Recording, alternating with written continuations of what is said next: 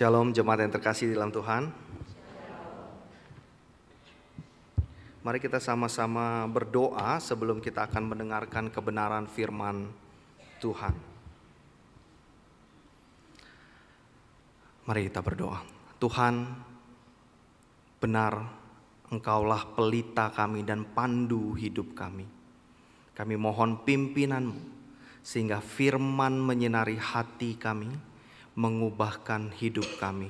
Biarlah Allah Roh Kudus bekerja di dalam hati setiap kami, agar kami yang mendengarkan firman pada pagi hari ini mengerti, memahami, dan juga menghidupi firman yang kami dengar itu. Demi Kristus Yesus kami berdoa. Amin.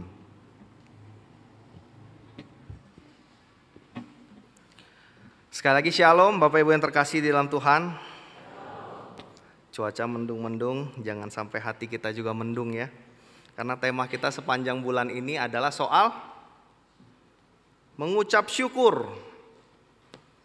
Ucapan syukur, sebuah tema yang tampaknya klise Bapak Ibu, tapi ternyata nggak gampang untuk dilakukan, nggak gampang untuk diterapkan. Minggu lalu pendeta Christian di sini menyampaikan, Christian Sulistyo ya, bukan Christian Rif, kebetulan nama sama.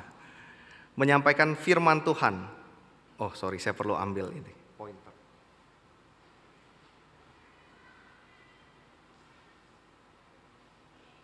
Menyampaikan satu firman Tuhan tentang mengucap syukur dalam segala hal. Dari 1 Tesalonika 5 ayat 18. Mengucap syukurlah di dalam segala hal. Bukan untuk segala sesuatu ya, karena kita kan gak bersyukur karena kita terima musibah terus kita bersyukur, bukan. Tetapi kita percaya bahwa di dalam segala sesuatu Tuhan itu turut bekerja untuk apa? Mendatangkan kebaikan. Roma 8:17. Bagi setiap orang yang mengasihi Dia, yaitu yang terpanggil seturut dengan rencana Tuhan. Kenapa kita mesti bersyukur dalam segala hal? Karena kita percaya di dalam segala hal, baik itu baik ataupun itu buruk, Tuhan mendatangkan kebaikan melalui itu semua. Dan PR kita minggu lalu adalah bagaimana kita merasa cukup Bapak Ibu. Merasa cukup di dalam Yesus sehingga kita itu tidak membanding-bandingkan diri. Atau kita itu tidak iri dengan orang yang tampak mata itu lebih baik daripada kita. Secara keluarga, secara ekonomi, kesehatan, karir, relasi dan lain-lain. Jadi bagaimana kita merasa cukup bahwa Kristus cukup bagiku. Nah hari ini bagaimana kita yang merasa cukup ini membagikan ucapan syukur kita, menyaksikan ucapan syukur kita. Hari ini kita akan belajar sama-sama soal bagaimana menyaksikan ucapan syukur kita sebagai orang yang merdeka di dalam Kristus. Pada umumnya Bapak Ibu, orang itu kalau bersaksi ya, kesaksian itu umumnya itu sangat sedikit lah mungkin yang bersaksi untuk di luar dirinya. Kebanyakan tuh soal dirinya dan yang dekat sama dirinya. Apa? Bangkrut, pulih misalnya, baru disaksikan ya kan. Sembuh, sakit, kebalik, sakit, sembuh. Betul ya. Kemudian miskin jadi kaya. Apalagi? Lolos dari mara bahaya. Disaksikan. Anggap ini saya sedang kesaksian ya Bapak Ibu ya. Bapak Ibu Saudara, 2 tahun yang lalu saya kena COVID. Parah, hampir mati. Saya sangat dekat dengan kematian. Tapi saya hanya berpegang pada Yesus. Satu-satunya pegangan saya. Dan hanya dengan iman saya berpegang pada Dia. Yang luar biasa, Dia sembuhkan saya. Dia selamatin saya. Puji Tuhan. Gak semua orang selamat loh Bapak Ibu. Ada orang dekat saya juga yang gak selamat. Kena penyakit yang sama. Padahal dia punya segala sesuatunya. Baik uang, baik kesempatan, dokter segala macam dia punya. Tapi dia gak selamat. Tuhan baik sama saya. Saya bisa melewati penyakit ini. Saya gak punya apa-apa, bisa Tuhan tebus. Saya bersyukur Tuhan Yesus sangat baik kepada saya. Tuhan Yesus luar biasa. Bapak Ibu dengar kesaksian saya gimana? Amin. Puji Tuhan, Tuhan Yesus baik. Atau Bapak Ibu bilang dalam hati nih ya, kan gak mungkin keluar ya. Ini hamba Tuhan kurang ajar nih. Saudara saya ada yang gak lolos dari sakit COVID. Ada yang gak selamat. Atau mungkin Bapak Ibu bilang, apakah bapak saya kurang mengasihi Tuhan sampai dia dipanggil Tuhan? Karena kesaksiannya mengasihi Tuhan disembuhkan, beriman disembuhkan. Apakah koko saya, padahal dia pendeta loh, kurang beriman sampai dia dipanggil Tuhan? Nah, justru melalui kesaksian saya yang tadi seperti itu, responnya malah melemahkan orang lain dari sesuatu yang labelnya ucapan syukur, Bapak Ibu. Hari ini kita satu pemahaman bahwa kita adalah orang-orang yang sudah dimerdekakan di dalam Kristus. Amin ya. Kita orang yang bebas. Kita orang yang merdeka di dalam Kristus, merdeka yang sesungguhnya. Hari ini saya ajak Bapak Ibu kita belajar bagaimana secara cara hidup Kristen, etika hidup Kristen, kita itu menggunakan kemerdekaan kita sebagai satu tahapan kedewasaan yang lebih tinggi lagi di dalam menyaksikan iman kita. Bagian kecilnya yaitu mengucap syukur berdasarkan prinsip firman. Saya ajak setiap kita buka Alkitab, Bapak Ibu. 1 Korintus pasal 10. 1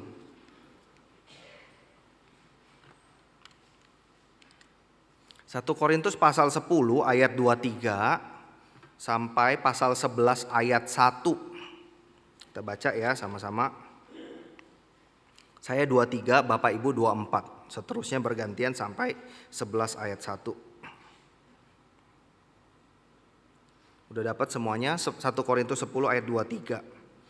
Segala sesuatu diperbolehkan, benar. Tapi bukan segala sesuatu berguna. Segala sesuatu diperbolehkan, benar. Tetapi bukan segala sesuatu membangun. Jangan seorang pun yang mencari keuntungan sendiri, tetapi hendaklah tiap-tiap orang mencari keuntungan orang lain. Kamu boleh makan segala sesuatu yang dijual di pasar daging tanpa mengadakan pemeriksaan karena keberatan-keberatan hati nurani. Karena bumi serta segala isinya adalah milik Tuhan. Kalau kamu diundang makan oleh seorang yang tidak percaya dan undangan itu kamu terima, makanlah apa saja yang dihidangkan kepadamu tanpa mengadakan pemeriksaan karena keberatan-keberatan hati nurani. Tetapi kalau seorang berkata kepadamu itu persembahan berhala, janganlah engkau memakannya, oleh karena dia yang mengatakan hal itu kepadamu dan karena keberatan-keberatan hati nurani. Yang aku maksudkan dengan keberatan-keberatan bukanlah keberatan-keberatan hati nuranimu sendiri, tetapi keberatan-keberatan hati nurani orang lain itu. Mungkin ada orang yang berkata, mengapa kebebasanku harus ditentukan oleh keberatan-keberatan nurani orang lain? Kalau aku mengucap syukur atas segala apa yang aku turut memakannya, mengapa orang berkata jahat tentang aku karena makanan yang atasnya aku mengucap syukur? Aku menjawab, jika engkau makan atau jika engkau minum atau jika engkau melakukan sesuatu yang lain, lakukanlah semuanya itu untuk kemuliaan Allah. Janganlah kamu menimbulkan syak dalam hati orang, baik orang Yahudi atau orang Yunani maupun jemaat Allah. Sama seperti aku juga berusaha menyenangkan hati semua orang dalam segala hal, bukan untuk kepentingan diriku, tetapi untuk kepentingan orang banyak, supaya mereka beroleh selamat. Jadilah pengikut-pengikutku, sama seperti aku juga menjadi pengikut Kristus. Sedemikian jauh pembacaan firman Tuhan pada pagi hari ini, Bapak Ibu. Bapak Ibu, latar belakang surat 1 Korintus. Paulus itu pelayanan di jemaat Korintus, mendirikan jemaat Korintus kurang lebih selama 1,5 tahun. Dia mendirikan pelayanan di sana, jemaat di sana, sampai akhirnya udah settle dia bisa tinggal, pelayanan ke tempat lain. Tetapi ketika ditinggal itu banyak kejadian, banyak permasalahan yang muncul. Seperti gereja pada umumnya, banyak permasalahan yang muncul di dalam jemaat Korintus. Sehingga dia tulis surat 1 Korintus ini, surat Paulus kepada jemaat Korintus. Permasalahannya apa aja? Permasalahannya itu 5 permasalahan besar, Bapak Ibu. Yaitu yang pertama soal perpecahan. Dan semua permasalahan yang terjadi di jemaat Korintus itu dijawab Paulus dari kacamata Injil, dari perspektif Injil. Secara cepat aja, bagian yang pertama itu soal perpecahan jemaat. Jadi ada kejadian di sana itu favoritisme pemimpin. Saya orangnya Paulus, saya orangnya Kefas, saya orangnya Apolos. Jadi pilih-pilih pemimpin sehingga pecah, nggak jadi satu jemaatnya. Paulus jawab apa? Gereja itu bukan soal kontes popularitas.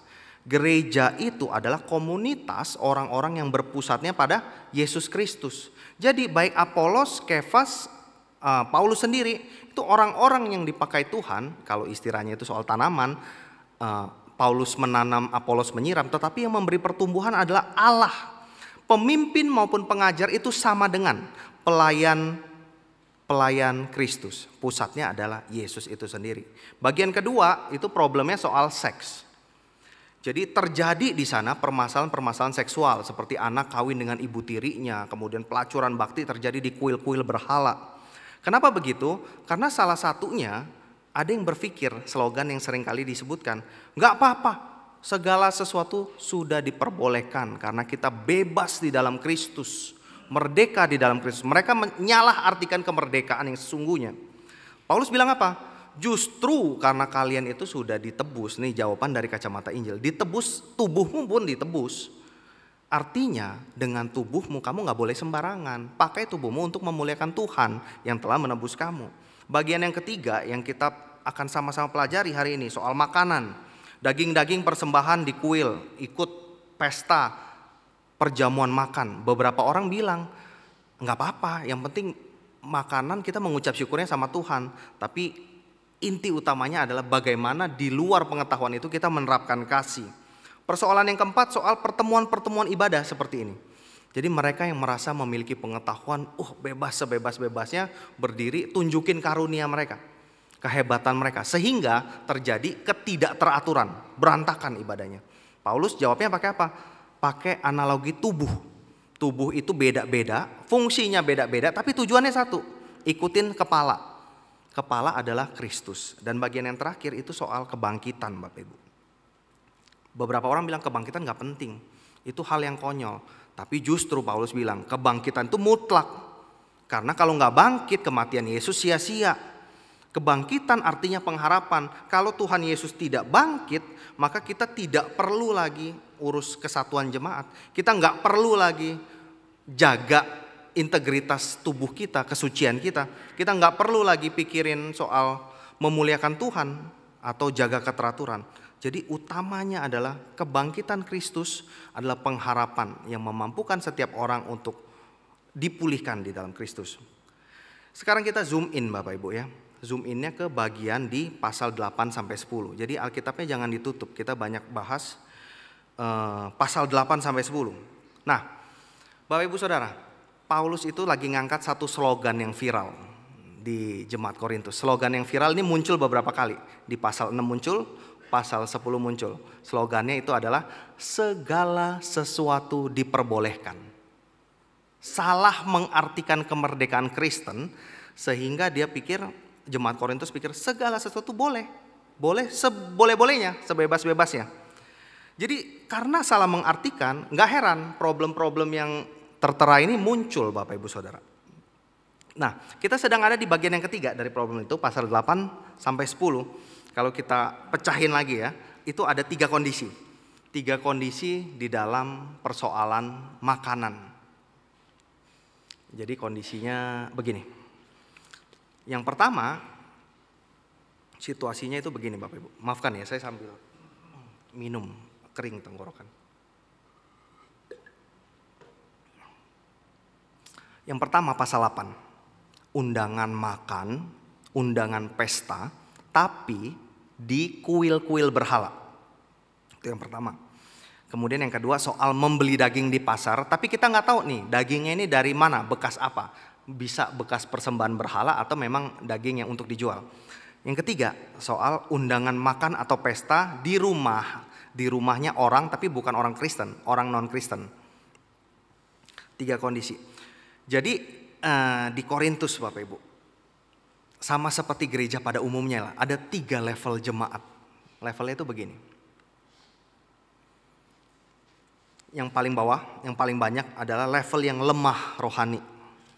Hati nuraninya lemah. Yang level kedua lebih sedikit, yaitu merasa, tanda kutip, merasa dewasa rohani, merasa memiliki pengetahuan. Kalau Paulus bilangnya, siapa mereka? Mereka adalah orang-orang Kristen elit, beberapa penafsir sebutnya ya, elit Christian, yaitu mereka yang punya akses untuk mendapatkan pengetahuan, pelajaran dan juga punya kuasa. Dan yang ketiga adalah orang yang dewasa rohani sungguhan gitu, yaitu dalam konteks ini Paulus.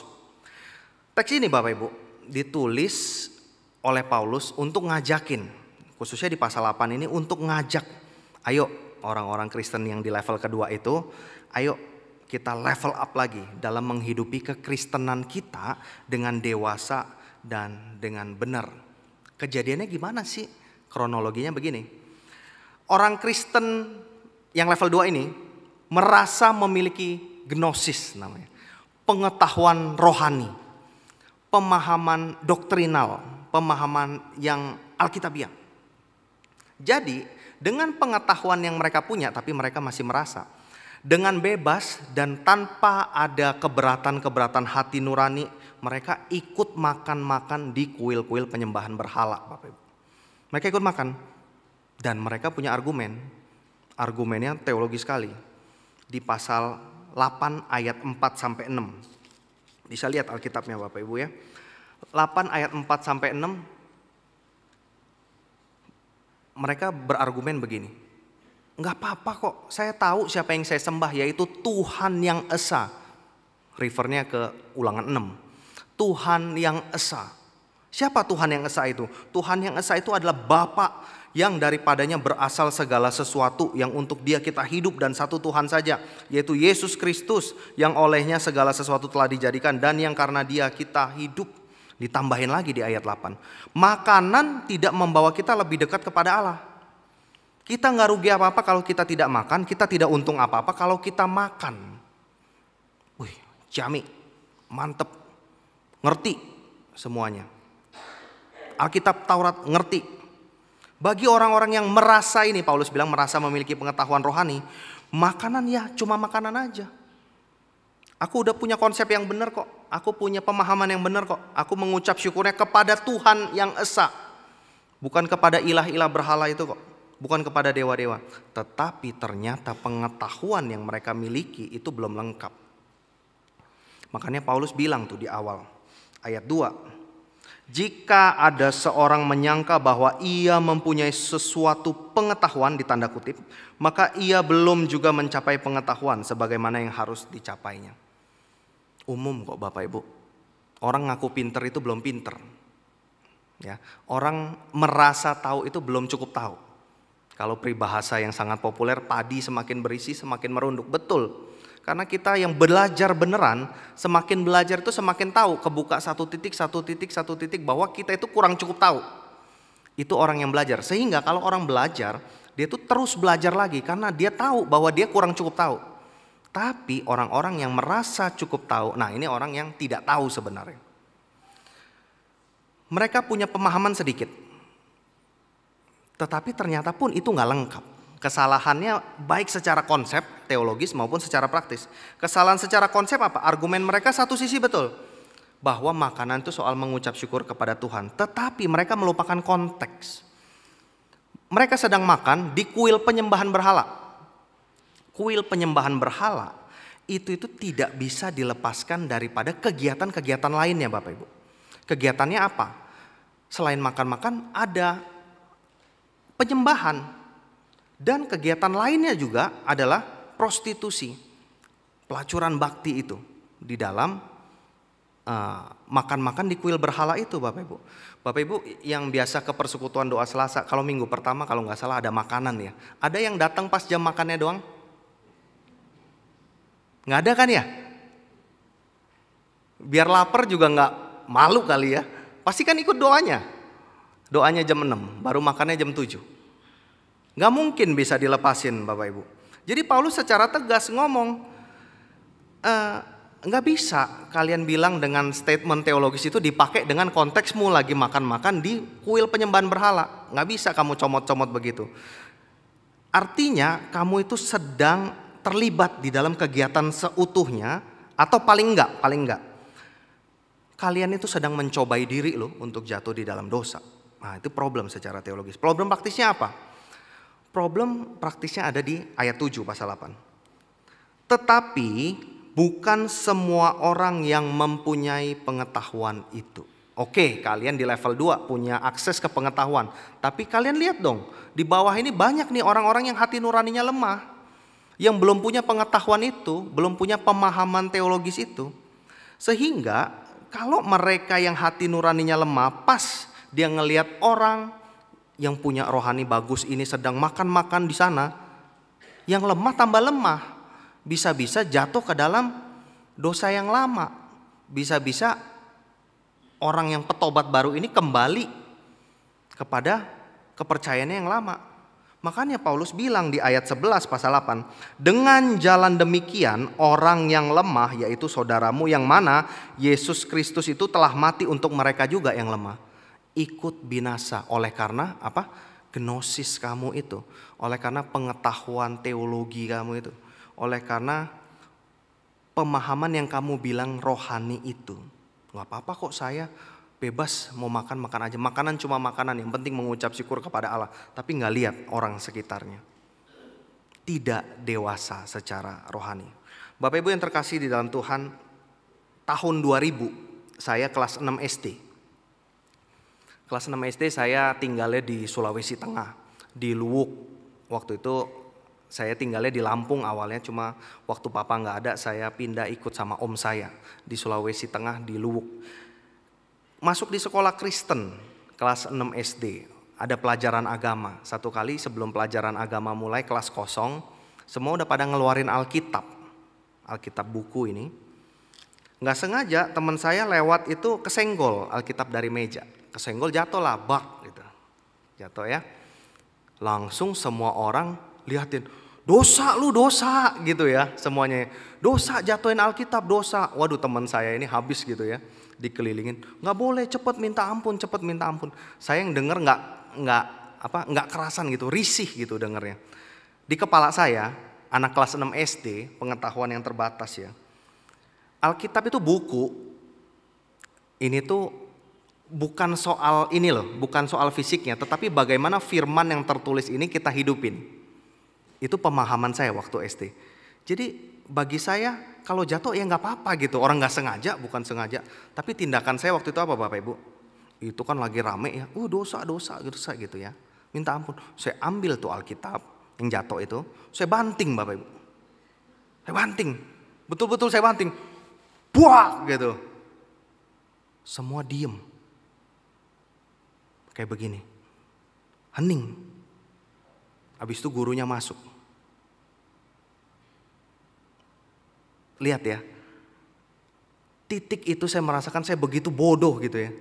Buat apa gitu? Buat apa saya mau menjelaskan pemahaman saya bahwa itu kesenggol tuh nggak apa-apa, namanya juga jatuh nggak sengaja. Tapi tindakan yang saya ambil adalah sebaliknya, dengan membanting itu ya, bahwa menunjukkan ini loh nggak apa-apa gitu.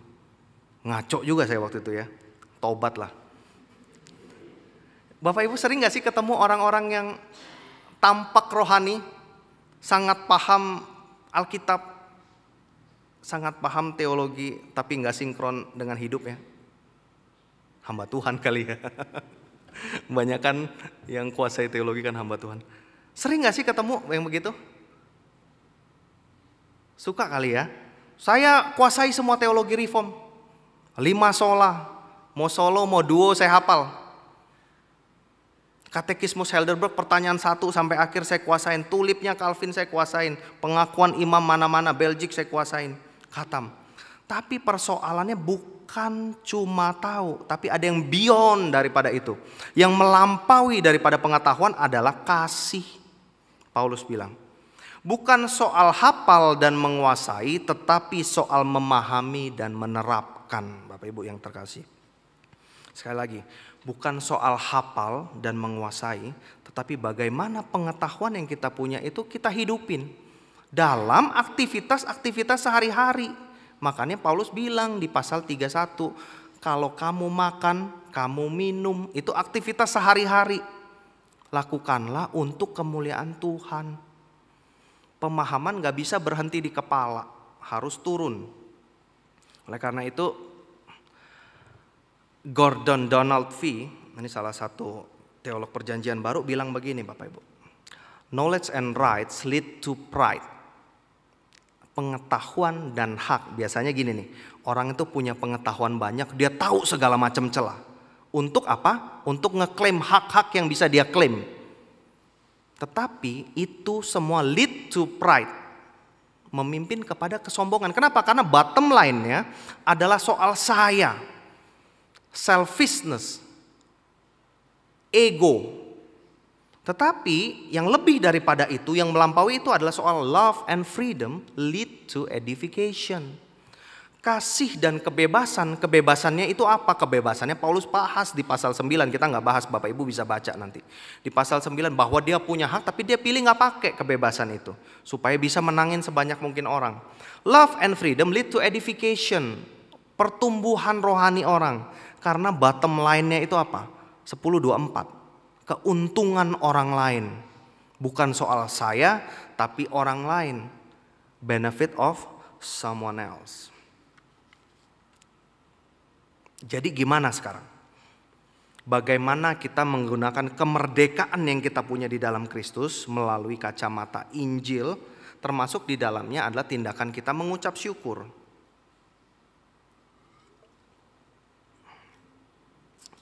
Pegang dua hal ini Bapak Ibu. Dua pertimbangan utama di dalam kita bertindak, di dalam kita melakukan segala sesuatu. Yang pertama yaitu soal keuntungan orang lain.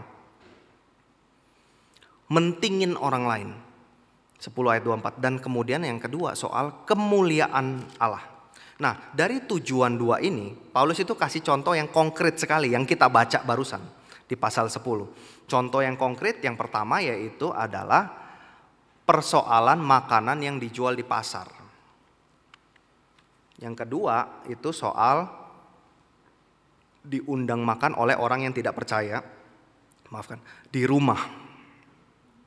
Contoh yang pertama ya, 10 ayat 25. Kamu boleh makan segala sesuatu yang dijual di pasar daging tanpa mengadakan pemeriksaan karena keberatan-keberatan hati nurani. Karena bumi serta segala isinya adalah milik Tuhan. Nih Paulus kasih theological statement, pemahaman yang betul. Kemudian tindakannya gimana? Tindakannya ada, gak apa-apa. Beli aja di pasar daging daripada bingung-bingung gitu ya. Karena ini soal personal. Persoalan yang berkaitan dengan personal ada. Jangan sampai orang-orang Kristen, ini levelnya yang di bawah tuh, level yang Kristen baru, orang yang lemah secara nurani. Jangan sampai kalian itu dibingungkan oleh hal-hal yang Paulus sebut tuh adioforon itu, yang non esensial, yang tidak penting sampai-sampai mempengaruhi hal yang absolut. Bingung di pasar ini, aduh beli nggak ya daging, ini bekas persembahan berhala nggak ya? Beli nggak beli, akhirnya pilih nggak beli, nggak makan jadi sakit perut, nggak bisa gereja, gitulah ya gambarannya. Nggak bisa kerjain hal yang inti justru, gara-gara bingungin hal yang non esensial, yang nggak penting. Karena apa? Karena kalian punya pengetahuan yang benar. Pengetahuannya apa? Bumi serta segala isinya adalah milik Tuhan. Dia refer ke Mazmur 24 ayat 1. Bumi serta segala isinya milik Tuhan. Paulus kasih contoh. Nih konsep yang benar. Bahwa apapun yang kalian punya itu di bumi itu punyanya Tuhan. Jadi ketika kamu menikmati itu masuk, bukan soal apa yang masuk tapi apa yang keluar kan. Yang masuk itu diterima dengan ucapan syukur, udah selesai. Itu mengucap syukur. Nah contoh real yang kedua adalah persoalan diundang makan orang yang tidak percaya. Ayat 27 sampai 29. Kalau kamu diundang makan oleh seorang tidak percaya dan undangan itu kamu terima, artinya bisa gak diterima. Kalau udah kamu terima, makanlah apa saja yang dihidangkan kepadamu tanpa mengadakan pemeriksaan karena keberatan-keberatan hati nurani. Tapi 28. Kalau seorang berkata kepadamu itu persembahan berhala, jangan engkau makan. Karena dia yang mengatakan hal itu kepadamu dan karena keberatan-keberatan hati nuraninya. Yang aku maksudkan dengan keberatan-keberatan bukanlah keberatan hati nuranimu, tapi keberatan hati nurani orang lain itu. Konteksnya undangan makan di rumah, ya. Jadi tidak terikat dengan ritual penyembahan apapun. Makan, cuma makan aja. Sikapnya gimana orang Kristen? Kata Paulus bilang, makan aja. Kalau kamu udah terima undangannya, makan aja sambil mengucap syukur kepada Tuhan. Tapi ada kondisi kedua. Kondisi kedua, kalau ada orang yang keberatan hati nuraninya, baik orang percaya maupun bukan ya, udah pilih gak usah makan. Pilih gak usah makan.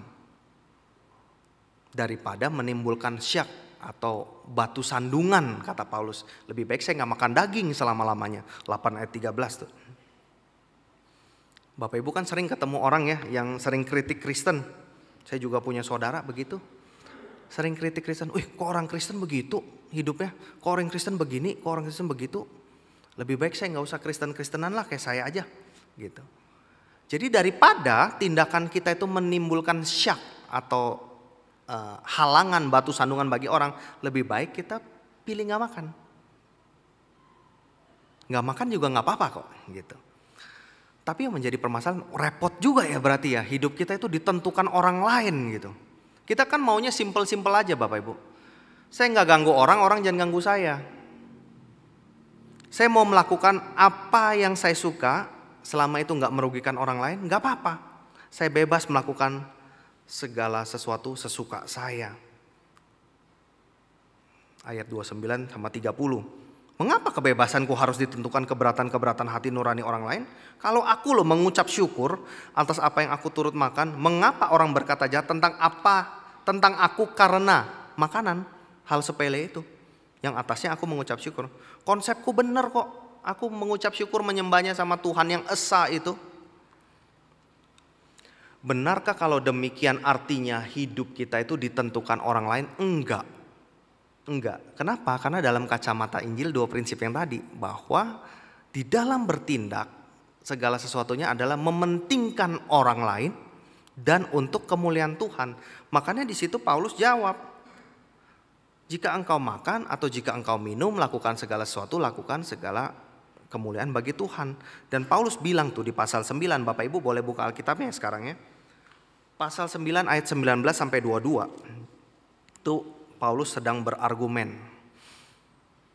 Kasih tahu bahwa dia ini bebas kok sebenarnya. Tapi dia gak mau pakai kebebasannya secara sembarangan. Paulus bilang apa? 9 ayat 19. Sungguh pun aku bebas terhadap semua orang. Aku menjadikan diriku hamba dari semua orang. Supaya aku boleh memenangkan sebanyak mungkin orang. Bagi orang Yahudi aku jadi seperti Yahudi supaya aku memenangkan Yahudi. Bagi orang yang hidup di bawah Taurat aku menjadi orang yang hidup di bawah Taurat. Sekalipun aku sendiri tidak hidup di bawah hukum Taurat. Ini gak ngomong soal kompromi ya Bapak Ibu, enggak. Tetapi goalnya adalah untuk memenangkan sebanyak mungkin orang. Ayat 22, 9:22. Bagi semua orang aku telah menjadi segala-galanya supaya aku sedapat mungkin memenangkan beberapa orang dari antara mereka. Termasuk Bapak Ibu, termasuk di dalam kita mengucap syukur. Di dalam kita berbagi syukur kepada orang lain. Dengan pemahaman yang Alkitab ini, kita akan dibawa ke level hikmat selanjutnya. Gak sembarangan kita itu mengucap syukur. Tujuannya itu harus ditanyain dulu.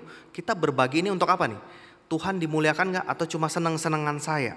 Soal saya dan saya. Saya ada foto Bapak Ibu. Wah ini nih. Ini foto tahun 2014-15. Zaman-zaman baru-barunya IG. Nggak ngerti pakai IG foto. Itu foto yang sini berarti ya.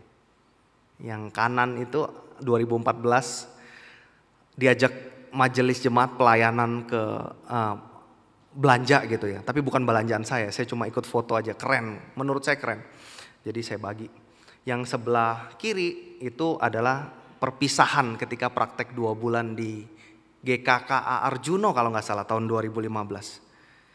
Biasanya begitu Bapak Ibu ya, kalau perpisahan kan dapat hadiah ya, hamba Tuhan ya, dapat hadiah. Apalagi tuh kalau yang amplop putih biasanya isinya duit tuh Bapak Ibu. Ya, dikasih waktu itu hadiah.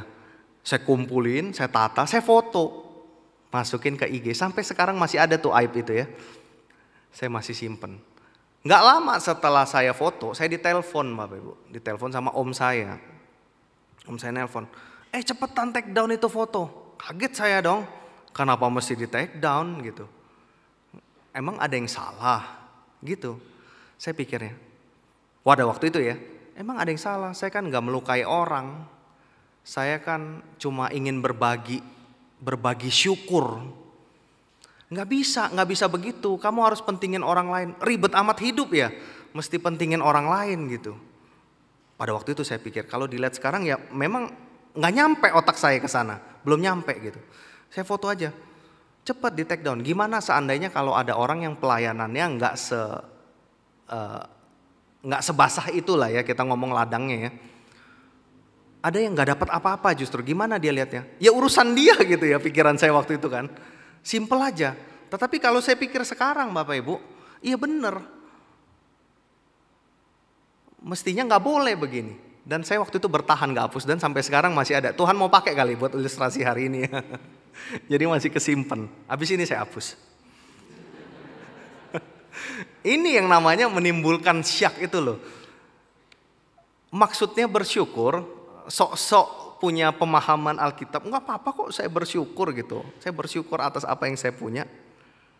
Tapi jatuhnya ada orang yang nggak bisa gitu. Nggak bisa melihat hal ini, justru dilemahkan imannya. Gila, pelayananku udah lebih capek dari dia, hadiahnya lebih dikit gitu ya. Mungkin ada yang berpikiran begitu.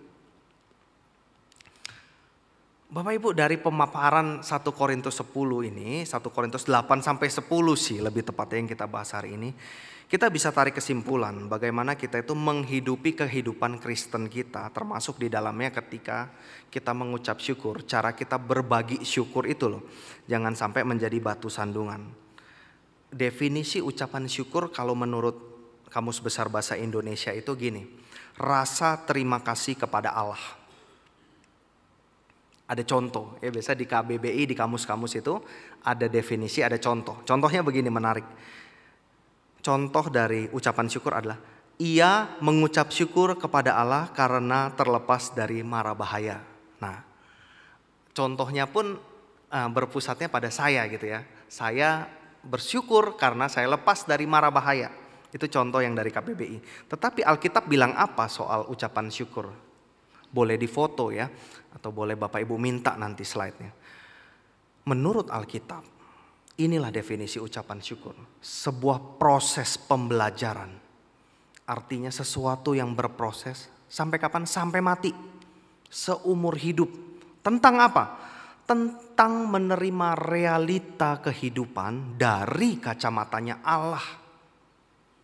Realita kehidupan itu bisa bagus, bisa jelek menurut kacamata kita. Tetapi di kacamata Allah segala sesuatu itu mendatangkan kebaikan. Jadi mengucap syukur menurut Alkitab itu bagaimana kita itu melihat pakai kacamata Injil. Pakai kacamatanya Tuhan.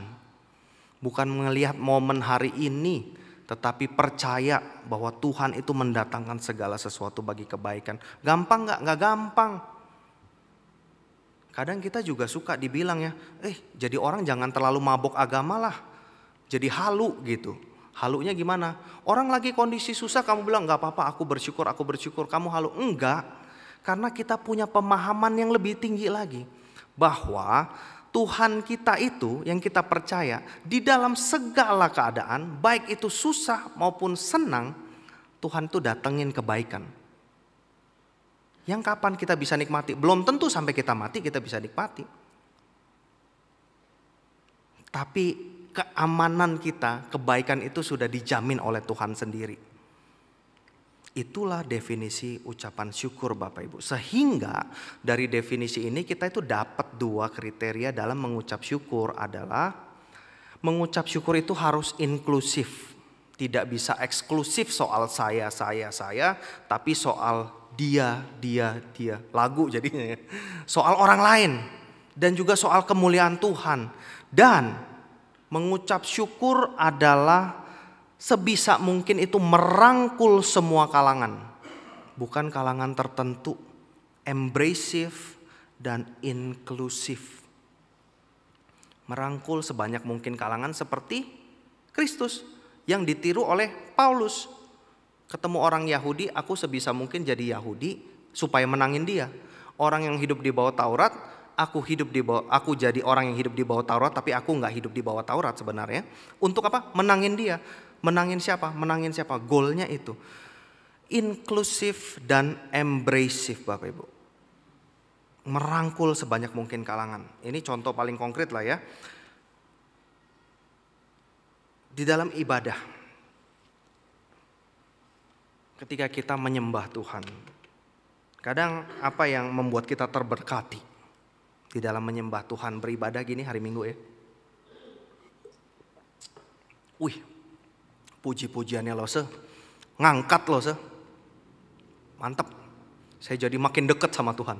Makin dekat udah mau pulang tandanya. Makin dekat saya sama Tuhan. Yang masalah kalau, waduh musiknya kurang ngangkat nih loh. Tapi kalau di Pakri ngangkat loh, ada subwoofer sekarang. Ngomong-ngomong intermezzo ya Bapak Ibu ya. Ada orang yang meninggal gara-gara denger musik ya. Baca berita ya. Gara-gara seminggu diputerin jedak-jeduk meninggal gitu. Itu bahaya juga tuh ya. Lupakan. Ibadahnya ngangkat nih. Ngangkat kemana gitu ya. Atau, saya terberkati loh. Khotbahnya bagus. Saya jadi ngerti sekarang. Ya ngerti tapi dijalanin yang paling penting. Atau kita pernah nggak lihat respon orang lain gitu di dalam ibadah. Bukan soal kita lagi. Gereja Bapak Ibu, tim hamba Tuhan penatua juga ya. Beberapa waktu terakhir itu memperhatikan satu jemaat. Satu jemaat ini di ibadah 4, namanya Pak Jun Xiang. Beliau itu datang gereja pagi Bapak Ibu. Awal ya ibadah 4. Dan selalu duduk paling depan. Kenapa? Karena mohon maaf kupingnya kurang dengar. Jadi dia selalu duduk paling depan. Untuk bisa dengar dengan lebih baik. Satu waktu kita pikir ya, ini sebenarnya Pak Jun Xiang ini denger gak sih yang kita ngomongin gitu ya. Karena seringkali kan kita gak bisa itu ya tanya. Tapi kita bisa lihat waktu disuruh berdiri duduk, kadang lupa duduk gitu. Karena dia duduk paling depan, gak ngelihat yang di belakang udah pada duduk gitu. Akhirnya beberapa teman hamba Tuhan mikirin, gimana ya supaya Pak Jun Xiang yang excited gitu datang untuk menyembah Tuhan beribadah tapi dapatnya itu full. Akhirnya Bapak Ibu kalau lihat sekarang Pak Jun Xiang itu duduknya di belakang, dekat sound system. Kita pakein headphone Bapak Ibu. Jadi kalau lihat jemaat duduk paling belakang pakai headphone kayak pilot gitu. Nah itu Pak Jun Xiang. Sekarang dia bisa dengerin firman, bisa ikut nyanyi, bisa denger dengan baik. Ini salah satu bentuk mengucap syukur yang bukan berkaitan dengan saya lagi. Tapi kita lihat sekeliling kita. Yang inklusif dan embracive. Merangkul sebanyak mungkin orang Bapak Ibu. Jadi jangan sampai kita itu mengucap syukur labelnya tapi justru menjadi batu sandungan. Terakhir, ditutup dengan satu statement yang sangat baik ya. Jadilah pengikutku sama seperti aku juga menjadi pengikut Kristus. Segala problem di jemaat Korintus dijawab dengan Injil. Dijawab dengan kematian dan kebangkitan Kristus. Kalau bagi jemaat Korintus yang paling penting adalah soal knowledge dan rights. Soal pengetahuan dan bagaimana mengklaim hak-hak dari pengetahuan yang kita punya. Bagi Paulus enggak. Di atas semuanya itu adalah kasih yang mengikat. Dan juga freedom, kebebasan untuk tidak menggunakan kebebasan itu sebebas-bebasnya. Seturut dengan siapa yang diteladani, yaitu Yesus. Yang adalah arah Allah sendiri dalam rupa Allah. Tidak menganggap kesetaraannya itu sebagai milik yang harus dipertahankan. Melainkan apa? Dia kosongkan dirinya. Dia taat jadi manusia yang paling hina, matinya disalib. Supaya apa? Supaya kita nih yang dulu masih seteru. Jadi kita diselamatkan bukan karena kita baik sama Tuhan. Sama seperti Lause Untung bilang tadi. Kita bukan orang benar tapi dibenarkan. Bukan orang suci tapi disucikan. Bukan orang kudus tapi dikuduskan oleh siapa? Oleh Kristus. Saya berdoa Bapak Ibu semoga kita semua itu menjalani kehidupan yang berpusat pada Kristus. Sehingga hidup kita penuh dengan ucapan syukur senantiasa. Yang mementingkan orang lain, inklusif, merangkul sebanyak mungkin orang untuk kemuliaan Allah. Mari kita berdoa. Bapa di surga, ampuni kami kalau kami seringkali memakai embel-embel ucapan syukur justru untuk memanjakan ego kami. Memanjakan apa yang kami pengen daripada yang Tuhan pengen. Tuhan yang tolong setiap kami mau bertumbuh lebih dalam, lebih dekat dengan Tuhan. Kami mau turut kehendak Tuhan. Ajar kami Tuhan sehingga hidup kami bukan soal kami lagi, tetapi soal Tuhan dan soal sesama. Biarlah kami boleh melakukan dari hal-hal yang sesepele makan, minum, dan kegiatan-kegiatan lainnya. Ini doa kami demi Kristus Yesus. Amin.